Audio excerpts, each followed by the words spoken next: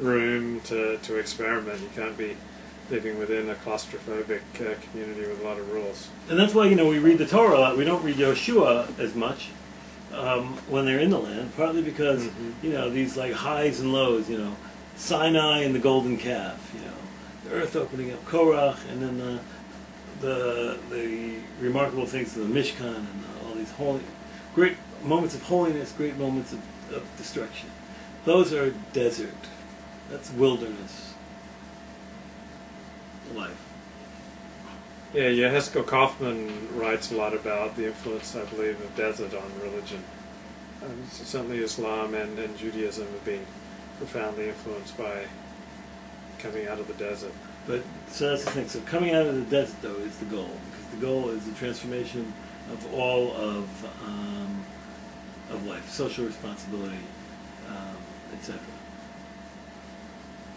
That's why our penitential prayers, interestingly, are. So it's not that God loves you. We wouldn't say, a Jew wouldn't say God loves you, because that's not actually our goal. Now, the more I think about your challenges, the better the idea comes. And that's what we do. We're coming up on Yom Kippur. Yeah, this is great. I hope you like this. Go. No, check it out. So you say, why do you say God loves you? So when we do all our prayers, all our penitential prayers, all our tshuva, right, which should be the most personal thing, right? I screwed up, right? I'm sorry. We don't say, there's not a single I in the Yom Kippur prayers. It's all Hashem knew, Bagad knew. We as humanity are capable of, or some members of our group, or others, if not me, somebody else, we have done this, we have done that, and forgive us. So a Jew would have to say the ungrammatical comment of God loves us. And it's not. We're not speaking for humanity. We're speaking for the Klal of Israel. Well, that's what humanity means. Wait. Humanity doesn't mean Israel. Israel's not humanity. Israel is God's pilot project for humanity. That's minor detail. We can argue about the details. Minor detail. Difference between Israel and the Goyim. It does go both ways. I mean, look, Sukkot is clearly a universal moment of prayer. Right. Same thing. So I don't feel the need to make that. It's not important for the thought to make that for that argument. So I think it's society at all, and I think ultimately, look, we say in Elena, right? The whole goal, the end of davening is that. The end of our prayer every day is the wish that all of mankind will join in this prayer. So I don't have a problem with universalizing the comments. Okay. That's acceptable. Yeah. So the resemblance, the facial resemblance is quite striking. Yeah, though I look nothing like it whatsoever. Because I also didn't have tuberculosis and I also didn't die at such a young age. But, so that's kind of, I think that's most of what I have to say about that particular parsha, though I don't know if we've covered all your points. Are there any more? Did we not cover every single point? Chas v'shalom. I just learned it through Chas v'shalom. One of the things that I miss about, I've been in the desert for a really long time, but in a bad way, I was sent into exile from my very happy life in Israel, where I was surrounded by wonderful people who were thinking about stuff, and, you went into shul and it was always a challenge. You didn't know what people were going to say or think, and, it was just a beautiful moment for growth. And then I ended up here in L.A., in the valley of all places, where I was entirely...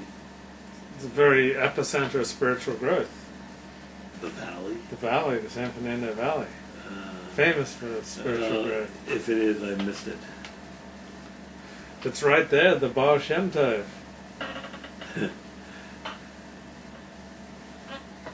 It's in the valleys, says the Baal Shem Tov. Yeah, the more I look at this, every time I look at this, is another, like, because this is what he's talking about here. He says that, and you talk about this thing about spiritual presence within the existence. He gives a wonderful analogy.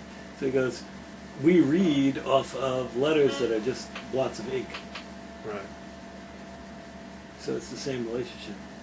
From a perspective, it looks like a blot of ink, but if you understand what it is, you see words and ideas and concepts. Same relationship as well. As our body, our physical world, the perception that we're separated from God, this idea that, so we are, from one perspective, we can see ourselves as as like the ink, but if you saw mankind right, you'd see the idea. You'd be able to read it. You'd see the narrative. And you do meet these people who you sense that they see your soul. That they see you in a deeper way, and they interact with you in a deeper way. Well, the goal is to be. You can see that. So if every person is the whole universe, in theory, you should be able to see that within yourself through tefillah.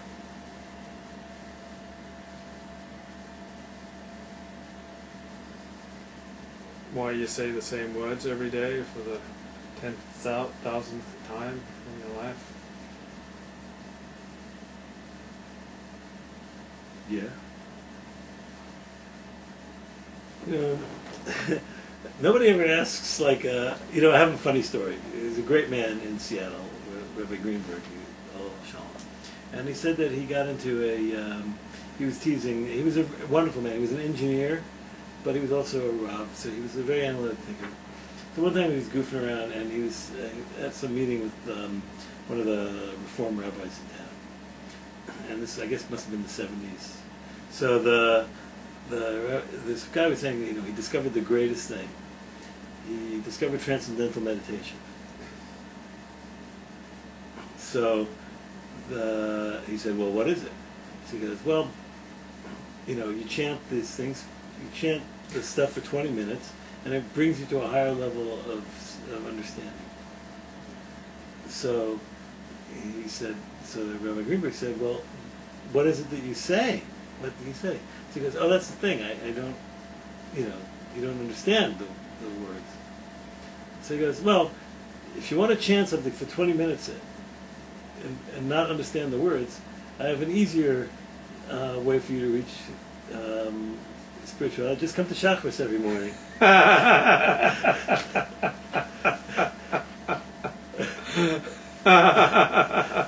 Yeah, I saw that one coming a mile away. That's great.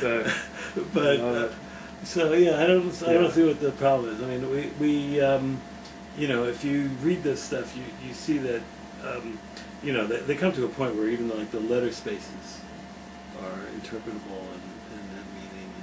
Look, I think that just that meditation on the word echad, that's a lot of work right there.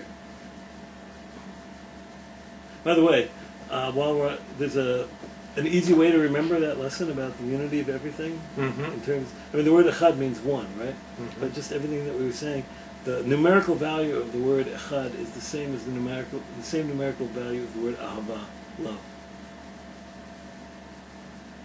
So intrinsic in that comprehension of what echad means is an understanding of love, or a drawing out, or a being in love. I like it. I mean, and I don't see the problem with saying things a lot of times. Didn't you just write something about that today, about repetition? Yeah, repetition is the mother of pedagogy, says Dennis Prager. So you answered your own question. It's still not easy. I think showing up to shul for minyan and saying the same prayers that you've said 500 times before, 5,000 times before. Nothing is easy, right? It says in Pirkei Avot, right? We read it in one of the Mishnahs that deals with wise sayings of the rabbis. What does it say? So it says that every that all Torah that doesn't have with it work, it's not Torah, right? It doesn't survive.